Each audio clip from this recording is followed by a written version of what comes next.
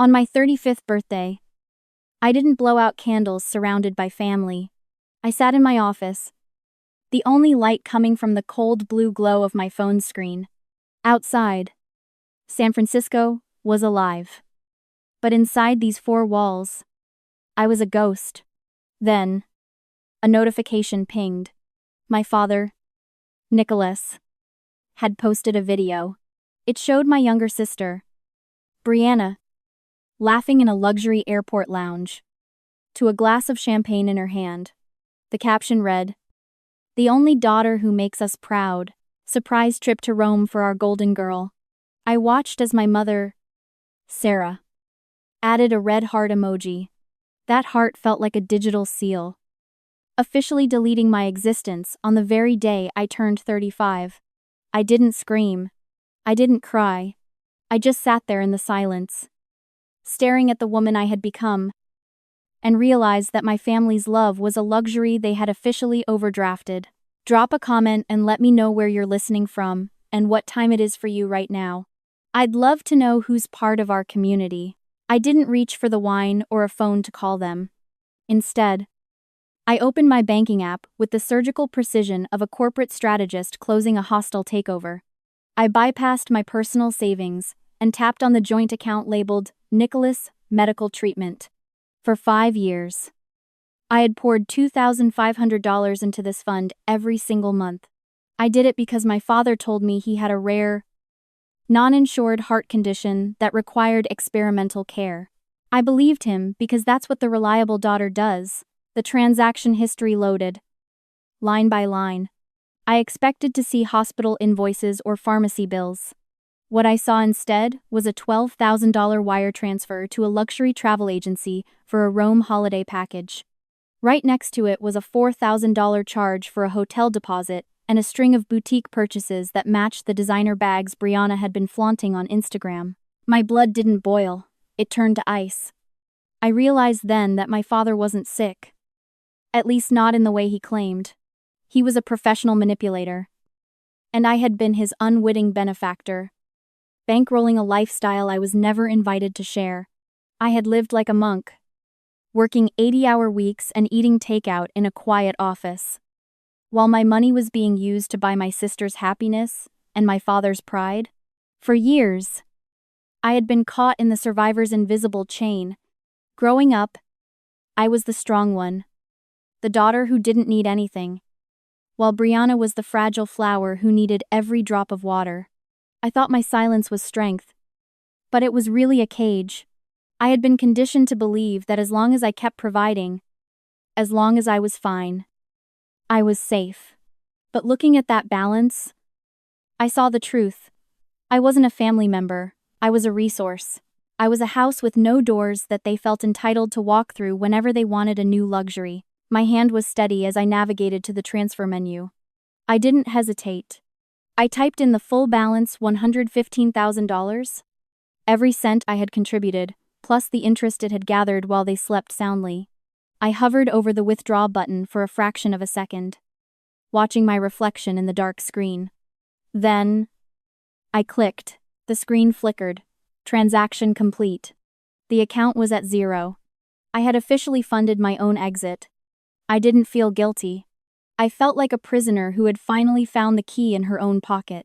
Nicholas and Brianna were in the air, miles above the Atlantic, toasting to their good fortune with my sweat and sacrifice.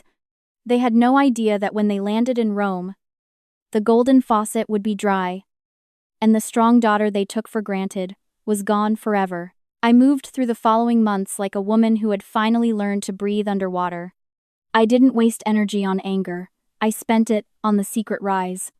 I stopped being a safety net and started becoming a silent architect of my own future.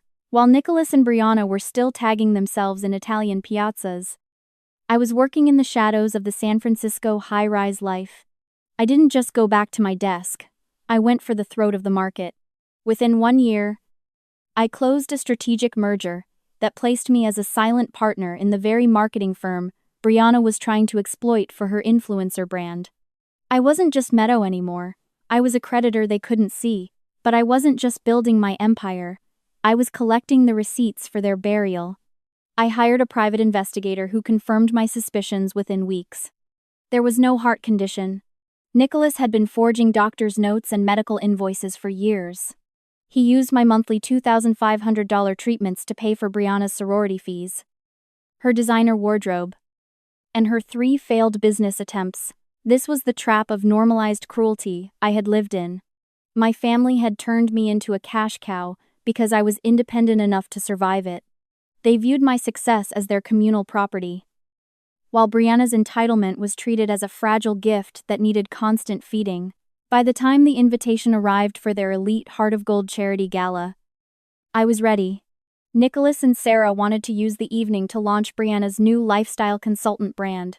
They expected me to show up, sit at the spares table, and hand over a $50,000 donation to keep their facade alive. They thought my silence was the same old submission. They didn't realize it was the cold quiet before an explosive catharsis. Every bank statement, every forged invoice, and every recording of Nicholas laughing about how easy I was to manipulate was saved in a digital folder, ready to be projected. I had outgrown the need for their approval. Now, I was just waiting for the spotlight. The charity gala was held at a historic ballroom in San Francisco, a place where the air smelled of expensive perfume and the quiet desperation of social climbers. My parents had spared no expense, likely using the last of their credit to maintain the illusion of being the city's most philanthropic couple. As I walked in, I saw Nicholas holding court near the stage, looking vibrant and healthy for a man who supposedly needed urgent valve surgery. Sarah stood beside him, her practiced smile as sharp as the diamonds around her neck, while Brianna flitted between guests, handing out business cards for her new lifestyle brand. They spotted me immediately. Nicholas didn't offer a hug. He checked his watch. He leaned in, his voice a low hiss, asking if I had the $50,000 donation check ready for the main event. He told me it was my chance to finally prove I was part of the team, that my career success actually meant something to this family.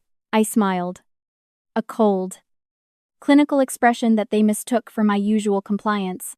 I told him I wouldn't miss the opportunity to show everyone exactly what my investment in this family had created. The arrogance in that room was a physical weight. Nicholas and Brianna moved through the crowd like royalty, convinced that I was still the invisible anchor holding up their sinking ship. They had spent years treating my bank account like a communal tap, and they truly believed I would keep it running just to stay in the warmth of their borrowed spotlight. When the lights dimmed for the main presentation, Nicholas took the stage. He spoke about the Heart of Gold, weaving a tear-jerking narrative about his own health struggles and the selfless resilience of his children. He looked directly at me, his voice trembling with a rehearsed emotion that made my stomach turn.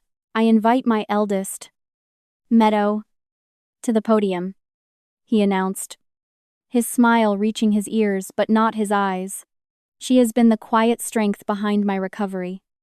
And tonight, she has a special announcement that will secure our family's legacy forever." I stood up, adjusting my suit jacket. I didn't reach for a checkbook. I reached for the digital clicker hidden in my palm. As I walked toward the stage, the dramatic irony was thick enough to choke on. They were expecting a donor. They were about to get a creditor who had already settled the bill. I walked up the 3 steps to the stage. The wood felt solid beneath my heels, grounding me in a way I hadn't felt in years. I could feel the heat of the spotlights on my face, blinding me slightly to the sea of faces in the darkness. But I knew they were there. 200 of San Francisco's elite, waiting to applaud the generous daughter, the savior of the family legacy. Nicholas stepped back, gesturing for me to take the microphone. He looked at me with that practiced, paternal warmth, the same look he used when he convinced me that his heart valves were failing, that he needed just one more specialist, one more experimental treatment. He was so confident. He thought he had won. He thought I was up here to sign my life away again, to buy my way back into a family that treated me like an automated teller machine. I gripped the sides of the podium. The wood was cool and smooth. I didn't pull out a checkbook. I didn't reach for a pen. Instead, I pulled a small, silver USB drive from my pocket and plugged it into the podium's media console. Nicholas frowned, a flicker of confusion crossing his face. But he maintained his smile. He probably thought it was a montage of family photos. A tribute to his resilience. I leaned into the microphone. My voice didn't shake. It didn't waver. It sounded like the voice I used in boardrooms when I was dismantling a failing company. My father speaks of resilience, I said, my voice echoing through the silent ballroom. He speaks of the sacrifices we make for family. And he is right. I have sacrificed for 5 years. I have lived in the shadows of my own life, pouring every spare cent I earned into a fund designed to save his life. I paused. The silence in the room was absolute. I could hear the hum of the ventilation system, the clink of a fork against china from the back of the room. But tonight, I continued, I want to show you exactly what that sacrifice purchased. Because transparency is the cornerstone of any good charity. Isn't it? I pressed the button on the clicker concealed in my palm. The massive screen behind me, which had been displaying the logo of the Heart of Gold Gala, flickered and changed. It wasn't a photo of my father in a hospital bed. It was a bank statement. It was magnified, crisp, and undeniable. The header read, joint account ending in 492. The balance history was a jagged line of deposits, my deposits $2,500. Every single month. Like clockwork. A murmur rippled through the crowd. I saw Sarah stiffen in the front row, her hand flying to her diamond necklace. She knew. In that second, she knew it was over. This is the ledger of my love, I said, pointing to the screen. $115,000. Money I sent to pay for valve replacements, for medication, for specialists. I clicked the button again. The screen shifted. Now, it showed the withdrawals. September 12th, $4,000. Labeled, medical transport. But if you look at the merchant code, it's a 5-star resort in Napa Valley. I clicked again, October 4th, $3,000. Pharmacy, copay. But the transaction is from a luxury boutique on Rodeo Drive. The same day, my sister, Brianna, posted a photo of her new limited edition handbag. The murmurs grew louder. I could see heads turning, eyes darting between the screen and my parents. Nicholas took a step toward me, his face draining of color, his mouth opening to stop me. But he couldn't. Not in front of the mayor. Not in front of his investors. He was trapped in the spotlight he had built. And finally, I said, clicking to the next slide, the reason I am standing here tonight. My 35th birthday present. The screen filled with a wire transfer confirmation. $12,000. Destination, Rome Luxury Travel Agency. Date, 3 days ago. My father isn't dying, I said, my voice dropping an octave, becoming deadly calm. He doesn't have a heart condition. He has a spending condition. I hit the next button. This was the kill shot. The audio file. My father's voice boomed through the high-fidelity speakers of the ballroom. Clear as day. It was a recording from 3 months ago, captured by the private investigator I'd hired. He was laughing. I could hear the clinking of ice in a glass. She never asks for receipts. His recorded voice sneered. She's a corporate drone. She just pays the bill to make the guilt go away. It's the easiest money I've ever made. I tell her my chest hurts, and she wires the cash. She's not a daughter, she's a cash cow. The gasp from the audience was visceral. It sucked the air out of the room. I saw Sarah slump in her chair, her face buried in her hands. Brianna was staring at her phone, frantically trying to navigate the social fallout that was undoubtedly already beginning. But her face was a mask of horror. Nicholas stood frozen. He looked small. Just minutes ago, he had been the patriarch, the survivor, the philanthropist.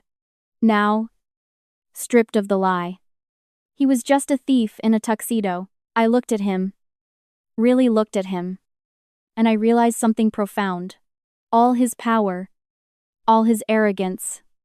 It was an illusion. It was a rental. He had rented his status with my money. He had rented the respect of this room with lies. And the moment the currency ran out, the man underneath evaporated. He wasn't a monster. He was empty. A shell that needed to feed on others to feel full. There is no donation tonight, I said, addressing the stunned crowd. Because there is no charity here. There is only theft. And, as of tonight, the bank is closed.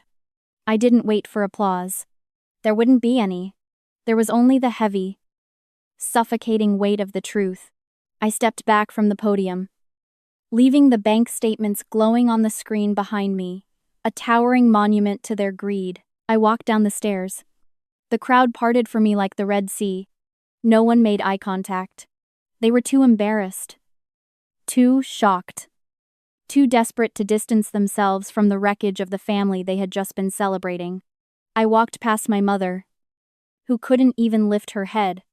I walked past Brianna, who looked at me with a mixture of hatred and terror, realizing her golden ticket had just been shredded.